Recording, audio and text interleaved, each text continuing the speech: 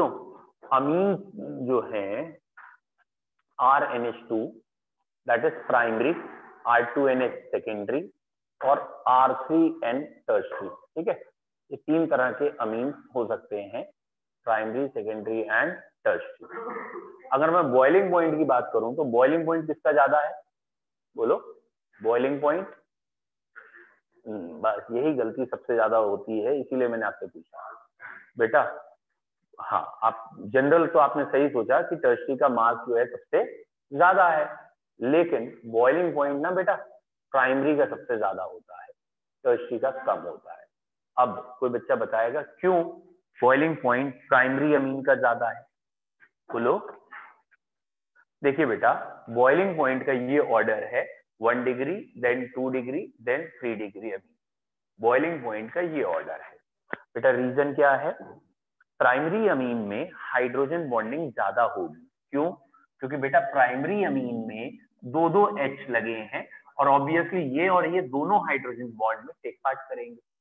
Secondary amine में R2NH है तो कॉमन सेंस है हाइड्रोजन बॉन्ड सिर्फ एक ही बनाएगा, भले ही हैवी ज्यादा लेकिन हाइड्रोजन बॉन्ड तो कम हो गए ना। और टर्शरी अमीन में हाइड्रोजन बॉन्डिंग नहीं होगी क्योंकि N के साथ H नहीं है। तो आपकी कॉपी में पहला पॉइंट आ जाएगा बॉइलिंग पॉइंट। बॉइलिंग पॉइंट में आप लिखेंगे order is 1 degree more than 2 degree more than 3 degree. फिर आप रीजन लिखेंगे in primary amine hydrogen bonding is more, primary amine में हाइड्रोजन बॉन्डिंग ज्यादा है, therefore boiling point is high. while in case of secondary and tertiary amine boiling point is less। secondary और tertiary amine में बेटा boiling point कम है। बेटा क्यों कम है? as number of hydrogen bonds are less।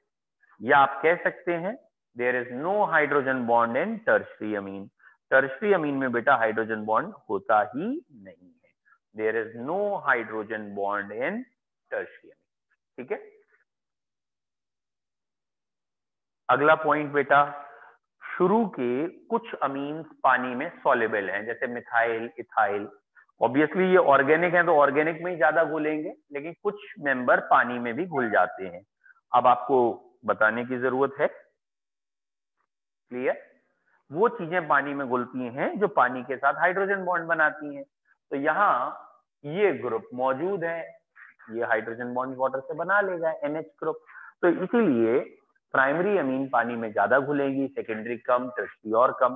क्योंकि टर्शरी में ऑर्गेनिक पार्ट ज्यादा है, बल्कि पार्ट ज्यादा है, तो पानी में कम घुलेगा। तो जो बॉइलिंग पॉइंट का ऑर्डर है वही सॉल्युबिलिटी इन वाटर का ऑर्डर है। प्राइमरी अमीन वाटर में कुछ ज्यादा सॉल्युबल है, सेकेंडरी कम, टर्शरी और कम। वैसे तो प्योर ऑर्गेनिक है तो कम ही घुलते हैं पानी में ये, but lower member are soluble. और अगर उसमें भी उन्होंने 4 कार्बन के आइसोमेरिक अमीन दे दिए, मतलब 4 कार्बन का प्राइमरी, 4 कार्बन का ही सेकेंडरी, 4 का ही टर्शरी, तो पानी में कौन ज्यादा सॉल्युबल होगा? प्राइमरी ज्यादा सॉल्युबल होगा, सेकेंडरी कम, टर्शरी कम। तो boiling point as well as solubility in water, दोनों का ऑर्डर बेटा आपका यही आएगा। कोई बच्चों डाउट है? क्लियर है? ठीक है। नाउ सेकंड पॉइंट हम यहाँ पे आज इसका पढ़ रहे हैं। इसमें बेसिक कैरेक्टर वैसे बुक्स में होता है, लेकिन मैं बेसिक बाद में कराता हूँ। पहले हम सेकंड पॉइंट इसकी जनरल रिएक्शंस पढ़ रहे हैं, ठीक है। हम ये दिखाना चाह रहे हैं कि अमीन्स की ऑलमोस्ट सारी रिएक्शन हो चुकी है। बेटा क्यों हो चुकी है? अमीन्स अगर किसी से रिएक्ट करेगा तो कुछ और बनाएगा, और सारे चैप्टर खत्म हो चुके हैं, तो जो भी बनाएगा वो बन चुका होगा, चेक करते। ठीक है, अब मैं आप खाली रिएक्शन के नाम बोलूंगा, आपको लिख के दिखानी होगी। पहले लिखे बेटा कार्बाइल अमीन रिएक्शन, लिखते जाओ जल्दी जल्दी। केमिकल प्रॉपर्टी हेडिंग हो गई और रिएक्शन स्टार्ट करिए। पहली रिएक्शन का नाम है कार्बाइल अमीन रिएक्शन। बोलो भैया, कर लियो? कर लियो? नहीं याद आई? पूरी केमिस्ट्री खत्म हो गई यहाँ तो। ये है कार्बाइल अमीन रिएक्शन, जब प्राइमरी अमीन की हम क्लोरोफॉर्म और KOH से करते हैं। अब तो याद आई? नहीं, प्राइमरी अमीन की क्लोरोफॉर्म और KOH से करने पर कार्बाइल अमीन बनते हैं। अब ये तो बताओ कार्बाइल अमीन क्या होते हैं? कार्बाइल अमीन बनते हैं। व्हाट आर कार्बाइल अमीन? किसे कहते हैं? कार्बाइल अमीन कहते हैं RNC को, आइसोसाइनाइड्स को कहते हैं कार्बाइल अमीन। ये बैड स्मेलिंग कंपाउंड होते हैं। साथ में KCl, साथ में वाटर आ जाएगा, वॉट एवर द बैलेंसिंग, ठीक है। 3 KOH से करेंगे, 3 KCl और वाटर बनता है। तो ये आपको ध्यान रखना है, ठीक है। अभी बताते हैं बेटा, जो आपने बोला ना, वो है एल्काइल हैलाइड की एक केमिकल प्रॉपर्टी कि एल्काइल हैलाइड AgCN के साथ RNC बनाता था, ठीक है। ये अलग रिएक्शन है। ये है प्राइमरी अमीन की क्लोरोफॉर्म और KOH के साथ। प्राइमरी अमीन क्लोरोफॉर्म और KOH के साथ बनाते हैं bad smelling, foul smelling isocyanide. तो एक आध रिएक्शन लिख लीजिए। और जैसे आपसे उन्होंने कह दिया कन्वर्जन में कि एनेलीन से फिनाइल आइसोसाइनाइड बनाओ, तो आपको ये याद रखना होगा, ये रही एनेलीन और इसकी रिएक्शन क्लोरोफॉर्म एंड KOH से कर देंगे, तो ये चीज बन जाएगा फिनाइल आइसोसाइनाइड या बेंजाइल कार्बाइलमीन, बेंजीन कार्बाइलमीन। तो ये एनेलीन से आइसोसाइनाइड बना देगा। मतलब ये अमीन एरोमेटिक भी हो सकती है बच्चों, और ये अमीन एलिफैटिक भी हो सकती है। तो एलिफैटिक या एरोमेटिक अमीन की रिएक्शन क्लोरोफॉर्म और KOH से करेंगे तो बैड स्मेलिंग आइसोसाइनाइड बनेंगे। इस रिएक्शन का नाम था कार्बाइल अमीन, और कार्बाइल अमीन इस ग्रुप को भी कहते हैं। तो याद रखना है फाउल स्मेलिंग, बैड स्मेलिंग, क्योंकि ना ये टेस्ट हो जाता है प्राइमरी अमीन का। मतलब कोई कहे प्राइमरी अमीन को पहचानना है, कैसे पहचाने, तो हम कहेंगे क्लोरोफॉर्म और KOH से रिएक्ट कराइए, बैड स्मेलिंग आएगी, प्राइमरी अमीन। डन। अगली रिएक्शन का नाम लिख लेते हैं एल्काइलेशन, यानी ये है CH3CH2NH2 प्लस C2H5Cl। बताइए बेटा क्या बनेगा? ये रिएक्शन अधिकतर बच्चे गलत करते हैं, ठीक है। आप नहीं करोगे, करिए, प्रोडक्ट बनाइए।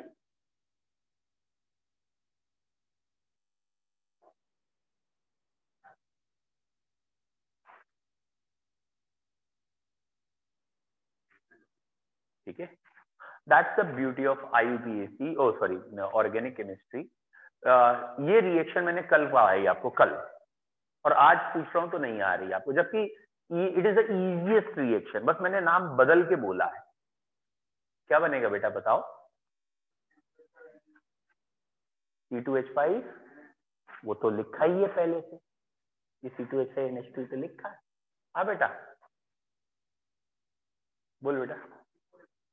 C4 आगे H10 LK, अभी रुक जाओ, आप बोलो बेटा। NH4, नहीं नहीं, आप बोलो, आप बोलो। हाँ बेटा अंश जल्दी बोलिए, नहीं याद है, आप बोलो।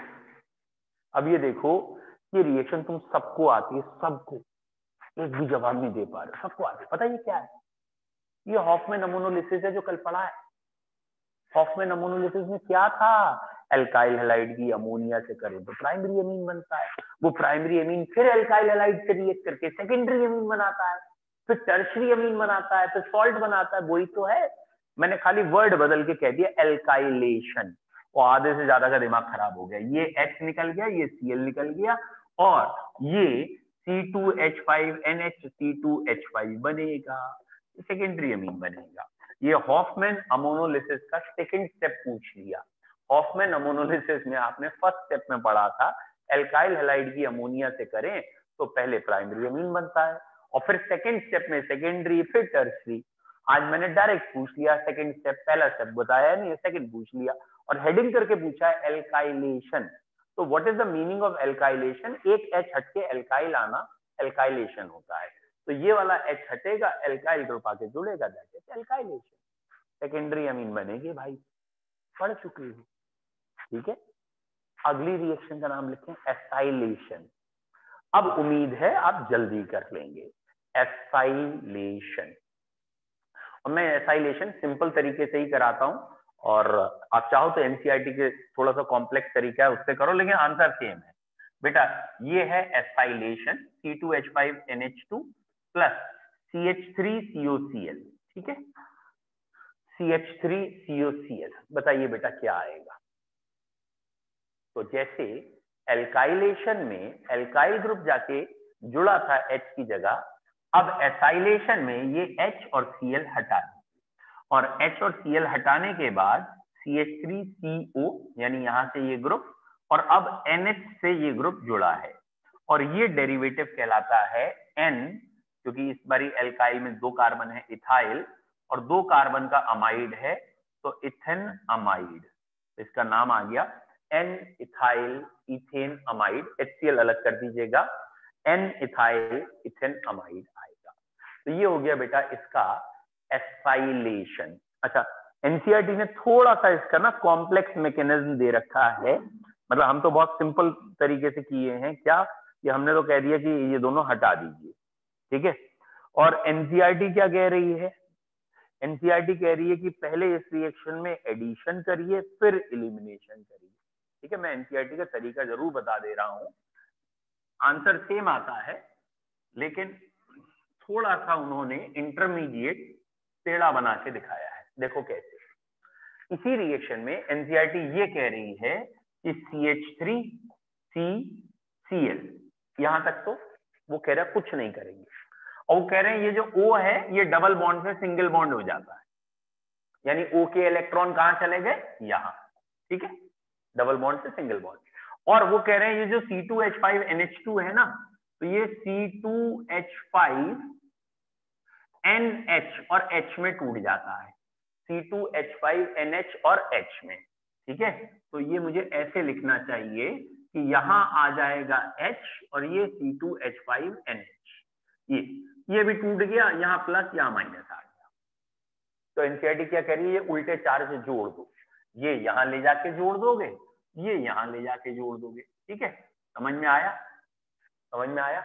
ये मैंने अभी दोनों रिएक्टेंट लिखे हैं और कहा ये बॉन्ड टूटेगा, ये यहां जाएगा, ये यहां जाएगा, डबल बॉन्ड सिंगल बॉन्ड हो जाएगा। अब इंटरमीडिएट बच्चों क्या दिखाएंगे, ये दिखाएंगे CH3CCl मैंने ऊपर लिख दिया, और यहां मैंने लिख दिया NH और NH के साथ C2H5 और एक पोजीशन पे OH।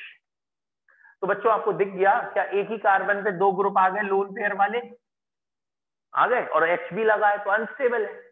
तो उन्होंने कहा भैया अब स्टेबल होने के लिए ये कंपाउंड यहां से Cl और यहां से ये वाला H अलग करते हैं, और अगर ये वाला H यहां से अलग होगा तो ये वाले इलेक्ट्रॉन बीच में चले जाएंगे।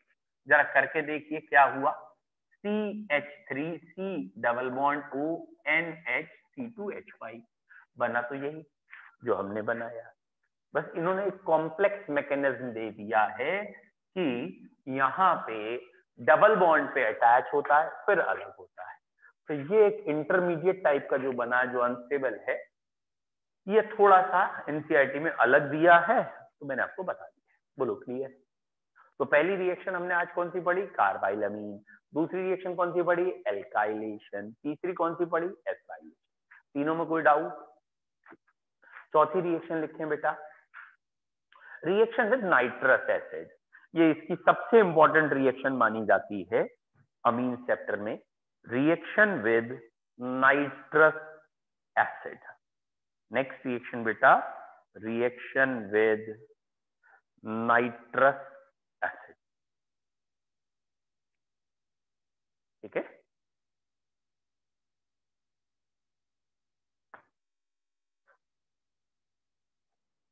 ठीक है, बोलिए। हाँ बेटा क्या बनेगा, हेलो।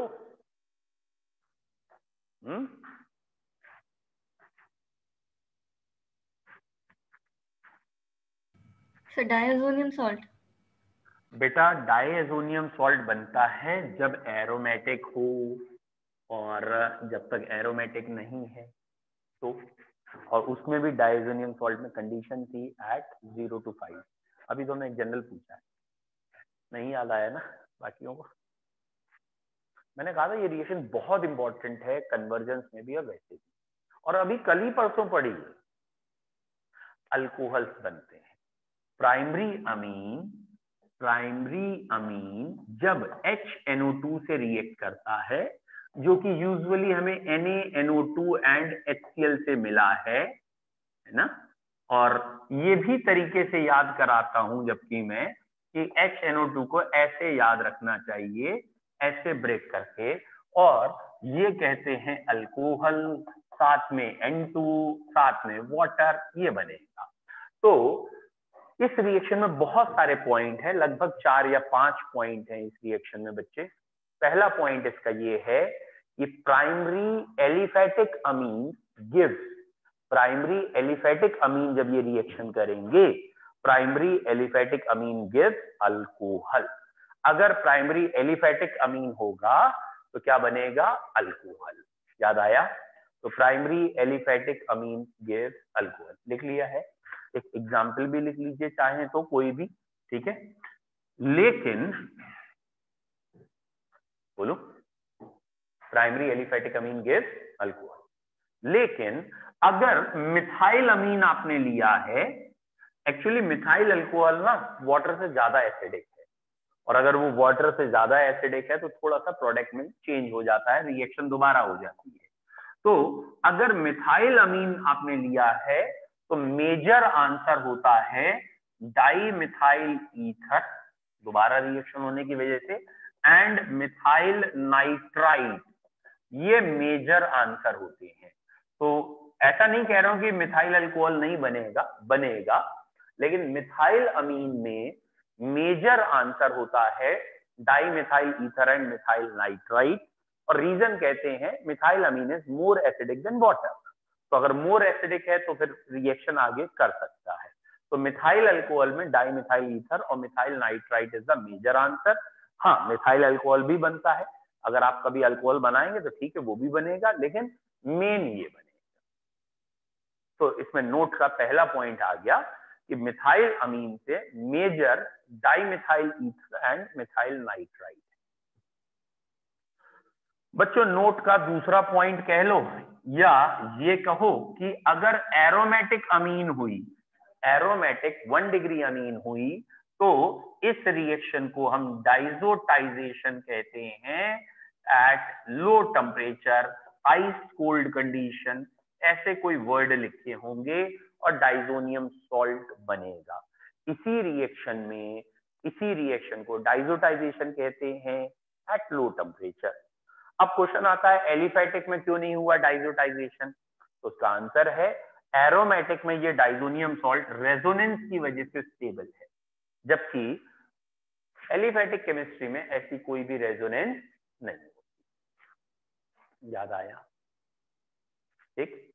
तो ये क्वेश्चन कई बार आया है कि किस रिएक्शन में एलिफेटिक अमीन्स और एरोमेटिक अमीन्स अलग अलग प्रोडक्ट्स देते हैं।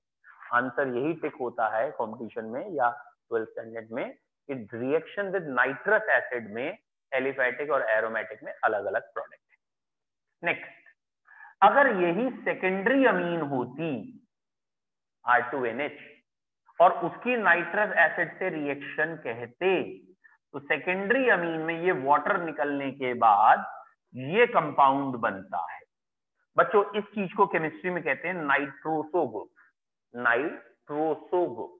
तो नाइट्रोसो ग्रुप के साथ ये अमीन लगी है, तो इसका नाम हो गया नाइट्रोसो अमीन। मतलब सेकेंडरी अमीन नाइट्रस एसिड के साथ एक ऑयली लिक्विड बनाती है, येलो ऑयली लिक्विड, नाइट्रोसो अमीन। मतलब प्राइमरी और सेकेंडरी अलग अलग प्रोडक्ट बना रहे हैं ना, एक तरीके से थोड़ा बहुत डिस्टिंग्विश पहचान सकते हैं। तो secondary amine with nitrous acid gives yellow oily nitroso amine.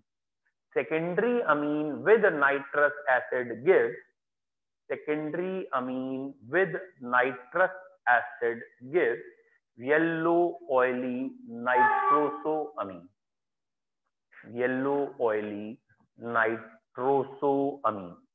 Secondary amine nitrous acid के साथ येलो ऑयली नाइट्रोसो अमीन। बोलो क्लियर है? बेटा दी।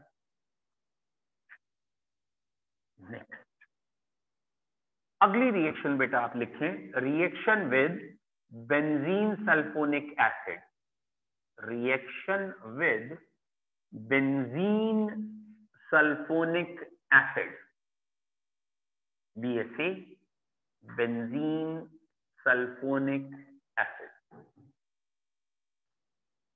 यार बेंजीन सल्फोनिक एसिड नहीं, पूरा सही करिए, बेंजीन सल्फोनिल क्लोराइड है, benzene sulphonyl chloride, sorry acid नहीं है बेटा, क्लोराइड है, और सल्फोनिक नहीं है, सल्फोनिल है, ठीक है। Reaction with benzene sulphonyl chloride, और इसका कॉमन भाषा में रिएजेंट कहलाता है ये हाइजेनबर्ग या हाइजेनबर्ग रिएजेंट, है ना,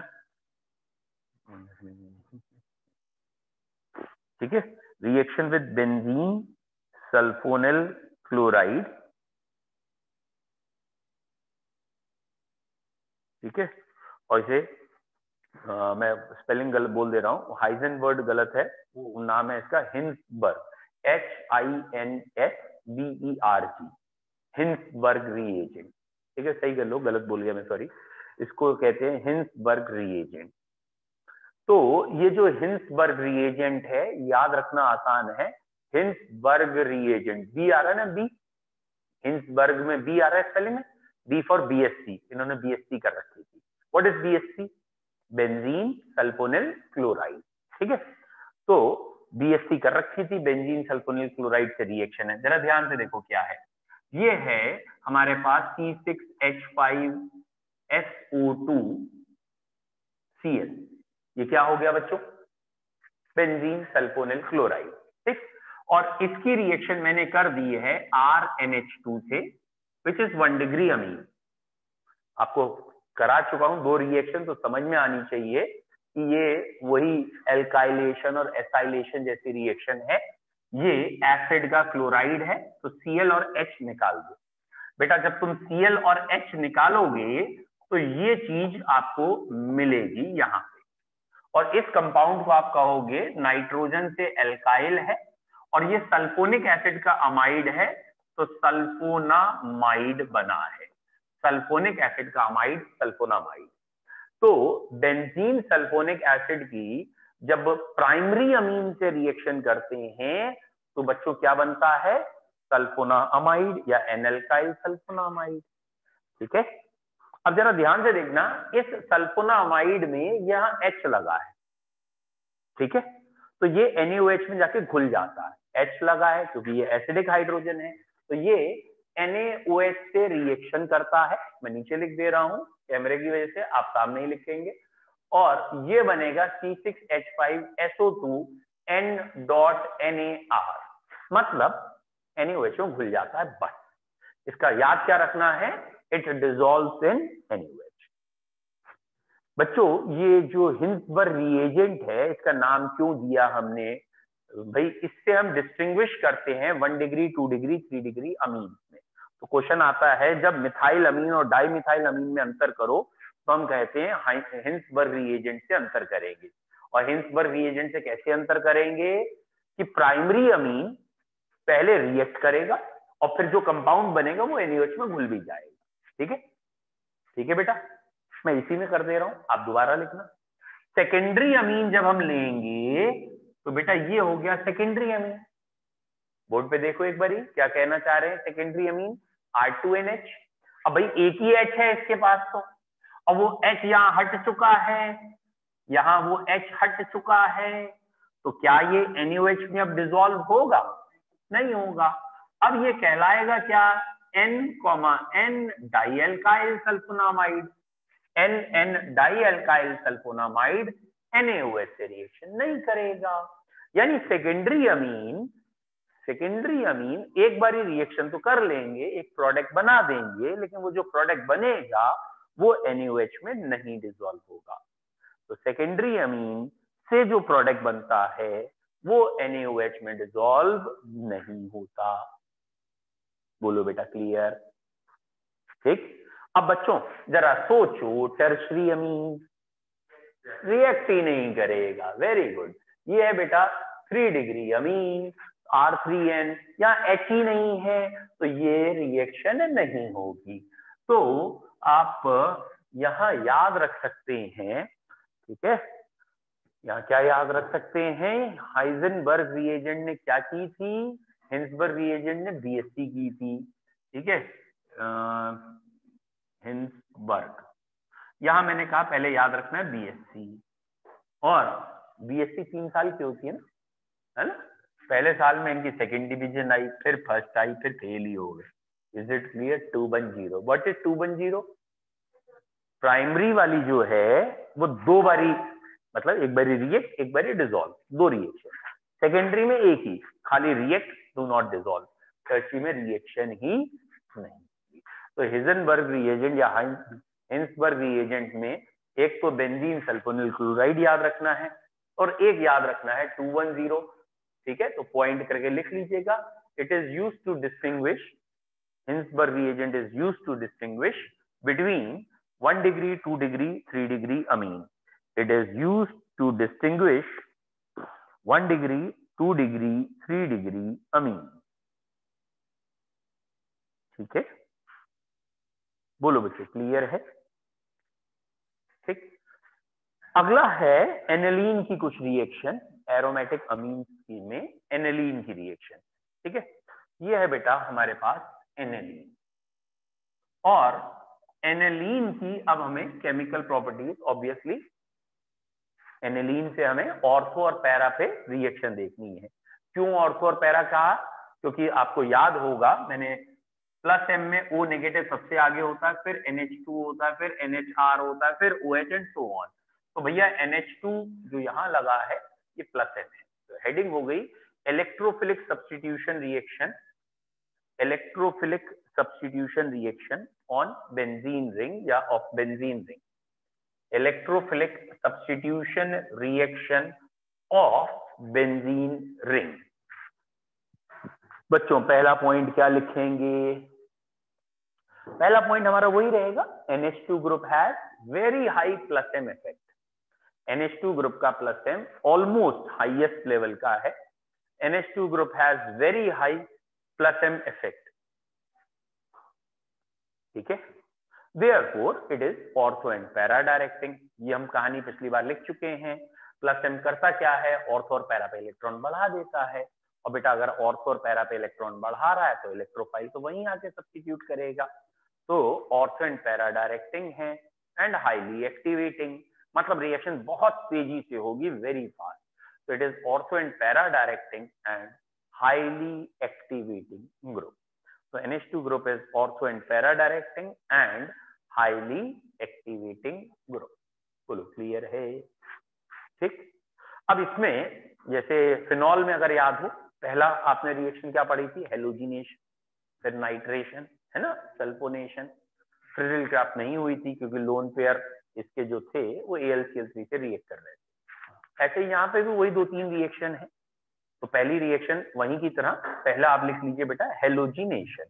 फ्रिजिल ग्राफ में पहला हेलोजिनेशन, ठीक है। हेलोजिनेशन में बेटा ये देखा गया है, अगर इसकी ब्रोमीन वाटर से रिएक्शन कर दें, ठीक है, और bromine water at room temperature, कोई खास लुइस एसिड भी नहीं लिया AlCl3, कोई टेम्परेचर भी नहीं बढ़ाया, तब भी ये इतना एक्टिवेटिंग है जैसे फिनॉल एक्टिवेटिंग था। फिनॉल में 3 बारी Br आया था, ऑब्वियसली यहाँ पे भी 3 बारी Br आ जाएगा, और बेटा जो अलग करना वो अलग कर दीजिए, HBr अलग हो गए। Is it clear? तो अगर हमने डायरेक्ट भी रिएक्शन कर दी ब्रोमीन वाटर से, जैसे फिनॉल में हुआ था, वहां व्हाइट प्रेसिपिटेट आपको याद आया, ट्राइब्रोमोफिनॉल का बना था, और रोक के करनी पड़ी थी रिएक्शन। तो यहाँ पे डायरेक्ट रिएक्शन करने पे व्हाइट प्रेसिपिटेट 2,4,6 ट्राइब्रोमो एनिलीन का बनेगा, ठीक है। तो पहली रिएक्शन लिखेंगे, on reacting with bromine water at room temperature, on reacting with bromine water at room temperature, tribromoaniline obtained। On reacting with bromine water at room temperature, tribromoaniline, अब ये aniline है, tribromoaniline obtained a white precipitate। अब obviously exam में जो सबसे ज्यादा question आता है एनिलीन चैप्टर में या इसमें, कि हमें तो खाली ऑर्थो ब्रोमो एनिलीन बनानी है, खाली पैरा ब्रोमो एनिलीन बनानी है, वो कैसे बनाए? तो बच्चों इसके लिए एक वर्ड दिया है जिसको हम कह सकते हैं एसिटाइलेशन। मतलब हमने पहले जो एनिलीन ली है इसकी अभी जो रिएक्शन पड़ी है वो करा दें, चाहे CH3COCl से, चाहे CH3CO होल ट्वाइस O, मतलब एसिड क्लोराइड या एनहाइड्राइड। ध्यान रखना एग्जामिनर कई बार एनहाइड्राइड बोलता है और बच्चे कंफ्यूज हो जाते हैं। यहां से H और यहां से Cl निकल जाएगा, और बेटा जब यहां से H और यहां से Cl निकला तो ये ग्रुप आ गया यहाँ पे NHCOCH3। ठीक है, यहाँ NHCOCH3 आ गया। क्या आपको प्लस एम की सीरीज याद है? प्लस एम की सीरीज थी O negative, NH2, NHR, OH, फिर OR, फिर OR के बाद NHCOR। ये है वही NHCOR। मतलब अगर आपको समझ में आया हो, ये जो अभी हमने ये रिएक्शन कराई इसका पर्पस क्या है? इसका पर्पस ये है कि ये भी प्लस एम है, ये भी प्लस एम है, बट वीक प्लस एम है। तो ये सिर्फ ऑर्थो और पैरा पे थोड़ी बहुत इलेक्ट्रॉन डेंसिटी बढ़ाता है, ये बहुत ज्यादा ही इलेक्ट्रॉन डेंसिटी बढ़ा देते। समझ में आया? मतलब एक सरल भाषा में अगर कहें कि मान लो दो प्राणी है, एक वीक एक पावरफुल। जैसे मान लो आपने किसी ने कह दिया एक मोदी है, मोदी नाम सुने हो, इंडिया में रहता है, प्राइम मिनिस्टर है? और एक योगी है नहीं? लेट सपोज ये मोदी है, ठीक है? तो भैया मोदी की थोड़ी सी पावर कम कर दी जाए तो वो योगी बन जाएगा। Is it clear? तो जिन दोनों का काम यही है, डेवलपमेंट दोनों ही कर रहे हैं भाई। ये मत समझना बीजेपी का प्रचार शुरू हो गया।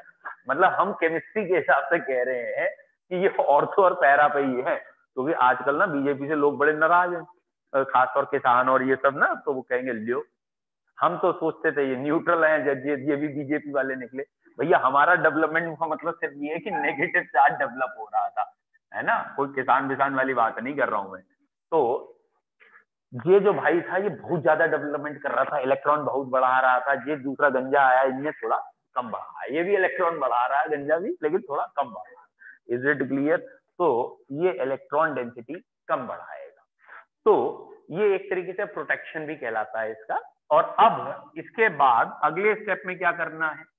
अगले स्टेप में बच्चों क्या करना है? NHCOCH3 को, है ना?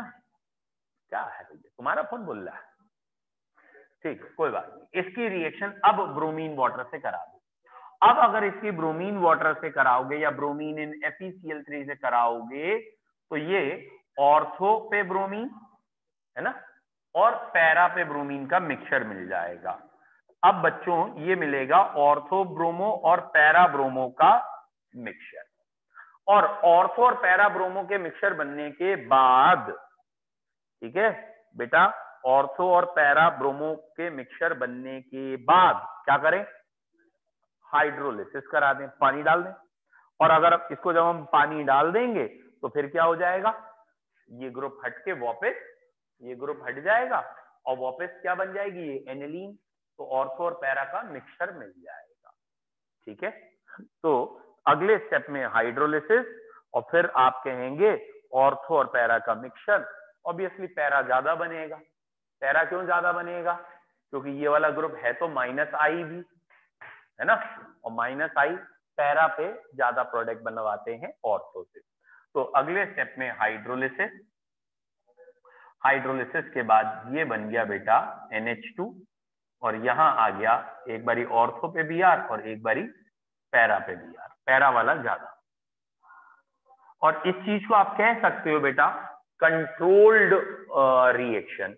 पहले वाली अनकंट्रोल्ड हो रही थी, तो ये सब्स्टिट्यूशन आपने कंट्रोल्ड कर दिया, डिजायरेबल प्रोडक्ट बना दिया, या सिंपल भाषा में प्रोटेक्टिंग NH2 ग्रुप कर दिया। ठीक है, NH2 को आपने थोड़ा सा प्रोटेक्ट कर दिया है। ठीक है, मिटा दूं? तो ये रिएक्शन जरा इंपॉर्टेंट है, ये कन्वर्जेंस में भी आती है, व्हाट हैपन व्हेंस में भी आ जाती है। जरा ध्यान दीजिएगा इस पे बेटा। ऐसे करके ये रिएक्शन कई बार पूछी गई है, देखता हूं आप कर पाएंगे नहीं कर पाएंगे। ऐसे लिख देते हैं एनिलीन फिर लिख देते हैं CH3CO2O। एसिड एनहाइड्राइड आते ही कई बच्चे तो क्वेश्चन ही छोड़ देते हैं, उन्हें समझ में नहीं आता एसिड एनहाइड्राइड से क्या करना है। और इसके बाद A बनाएंगे और A बनाने के बाद कहेंगे ब्रोमीन इन एसिटिक एसिड, मतलब वीकली एसिडिक मीडियम। यहां कहेंगे B बन गया, ठीक है, ब्रोमीन इन एसिटिक एसिड। और फिर लिख देंगे हाइड्रोलिसिस और यहां लिख देंगे C, कहेंगे ABC बताओ, ठीक है। तो वो रिएक्शन नहीं चाहते, वो ABC पूछ रहे हैं, क्या आप बता लेंगे ABC क्या बनेगा? तो बेटा ये रहा A, यानी ये एसिटिक एसिड क्लोराइड से करो चाहे एसिड एनहाइड्राइड से करो, तो ये इसका प्रोटेक्शन हो जाएगा, यानी NHCOCH3 आएगा, ठीक है। जैसे पिछली बार HCl अलग हुआ था, अब की CH3COOH अलग होगा, ये चला जाएगा। फिर ब्रोमिनेशन करेंगे तो ऑब्वियसली ऑर्थो और पैरा का मिक्सचर है, लेकिन पैरा मेन दिखाएंगे, तो ये चीज आप NHCOCH3 लिखेंगे और पैरा ब्रोमीन मेन दिखाएंगे। फिर आप हाइड्रोलिसिस करेंगे और ये आप सीधा प्रोडक्ट बना देंगे, यहाँ NH2 और यहाँ Cr, ठीक है बेटा।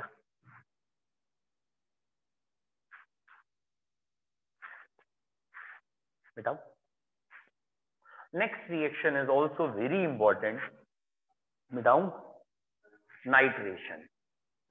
अगली रिएक्शन है नाइट्रेशन, और ये अगर आपने ध्यान नहीं रखी तो 101% एग्जाम में गलत हो जाएगा, ठीक है। Nitration is very important, aniline का नाइट्रेशन, ओके,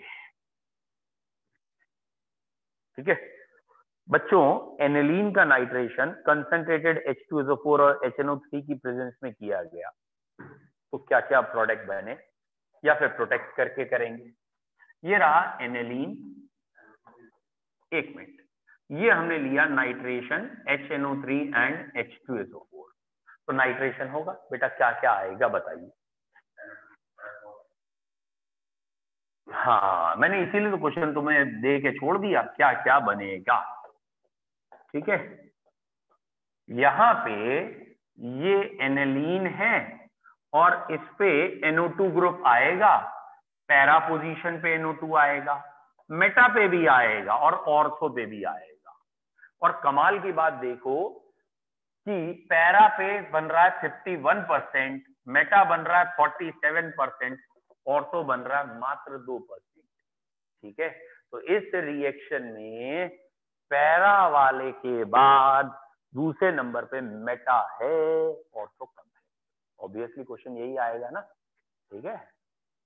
क्या आएगा क्वेश्चन, मेटा वाला इसका काहे बन गया? क्वेश्चन समझ में आ गया क्यों बन गया मेटा वाला, बताओ भाई। आप ये तो मानेंगे पैरा ज्यादा बन रहा है, चलो ठीक है, प्लस में इफेक्ट है, पैरा बनेगा, तो मेटा क्यों बन गया मेटा? तो इसका आंसर ये दिया गया है कि एनिलीन जो होता है, ये एनिलीन एसिड से रिएक्ट कर सकता है और एसिड से रिएक्ट करके ये एनिलियम कैटाइन बना लेगा, एनिलीन के आगे IUM। और ये जो एनिलियम कैटाइन है ये मेटा डायरेक्टिंग है, क्योंकि अब इसके बाद लोन पेयर तो है नहीं, लोन पेयर वाले ग्रुप ही तो होते हैं ऑर्थो एंड पैरा डायरेक्टिंग, और इसके बाद लोन पेयर है नहीं, तो ये तो मेटा डायरेक्टिंग हो गया। और अगर ये मेटा डायरेक्टिंग है, इसकी वजह से ये भी बनेगा, मतलब ये एनिलीन है, ये ऑर्थो एंड पैरा है। एसिडिक मीडियम आते ही एनिलियम आयन बना, वो मेटा डायरेक्टिंग हो गया, तो दोनों चीजें वहां मौजूद हैं, इसलिए दोनों के प्रोडक्ट बन रहे हैं। और क्योंकि एनिलीन में हाई माइनस आई भी है, इसलिए ऑर्थो कम बनता है। ऑर्थो क्यों कम बना? क्योंकि एनिलीन जो है प्लस M पैरा पे ज्यादा देगा, या ये कहें माइनस आई यहाँ कम है इसलिए। तो लिखेंगे बेटा नाइट्रेशन। बेटा नाइट्रेशन में पहला पॉइंट लिख लीजिए, direct nitration of aniline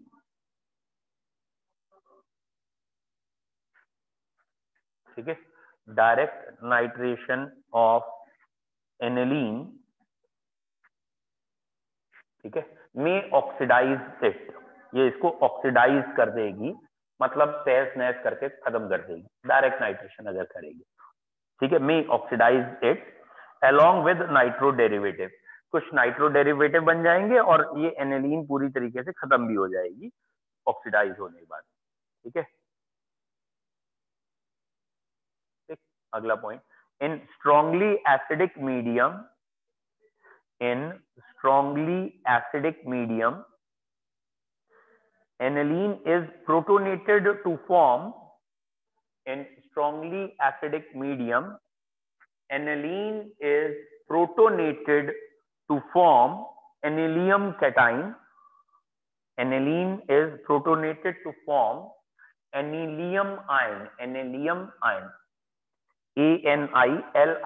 ANILINIUM, anilium ion, which is meta-directing, which is meta-directing, which is meta-directing. Therefore, significant amount of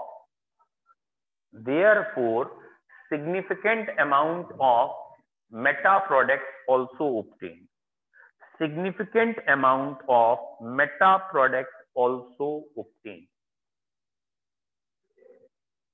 Significant amount of meta products also obtained.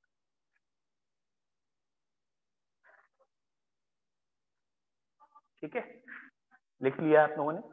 ठीक है, अब मैं चाहता हूं या हम चाहते हैं कि खाली पैरा बने, मेटा बने ही ना। अब क्या करें, हम चाहते ही नहीं मेटा बने, फिर क्या करें? तो यहां पे इस रिएक्शन में पीछे की तरह प्रोटेक्शन कर दें। प्रोटेक्शन याद है, यानी जैसे ये एसिड एनहाइड्राइड से रिएक्शन की और ये बन गया बेटा NHCOR। ठीक है, NHCOCH3, प्रोटेक्शन हो गया। और अब इतना बेसिक है ही नहीं, क्योंकि लोन पेयर यहां और यहां दोनों जगह रेजोनेंस कर रहा है। और अब इसका आप नाइट्रेशन कर दीजिए और HNO3 से रिएक्शन करिए, तो अब ये सिर्फ और सिर्फ पैरा पोजीशन पे आएगा मेजर। और अब इसकी हाइड्रोलिसिस करिए। ठीक है, हाइड्रोलिसिस करने पर ये बन गया एनिलीन और ये NO2। तो अगर आपको सिर्फ पैरा पे चाहिए, अगर आपको सिर्फ पैरा पे चाहिए तो आप बेटा यहाँ H2SO4 भी है, तो पहले प्रोटेक्शन करा दीजिए एसिटाइलेशन करके और फिर रिएक्शन कराइए। ठीक है बच्चों,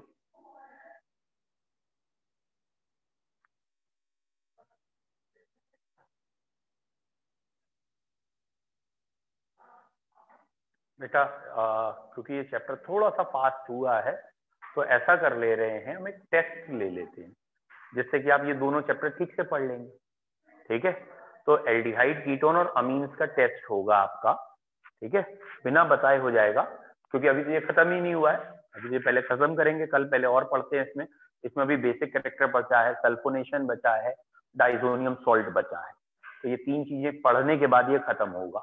तो कल के बाद में भी परसों या उसके एक आध दिन आगे पीछे इस चैप्टर का और इससे पिछले चैप्टर एल्डिहाइड कीटोन 2 का टेस्ट होगा। अब आप ये 2 चैप्टर को ठीक से तैयार करिए और आपको 1-2 दिन पहले ही बता दे रहा हूं। ठीक है, आप लोग टेस्ट की तैयारी करें।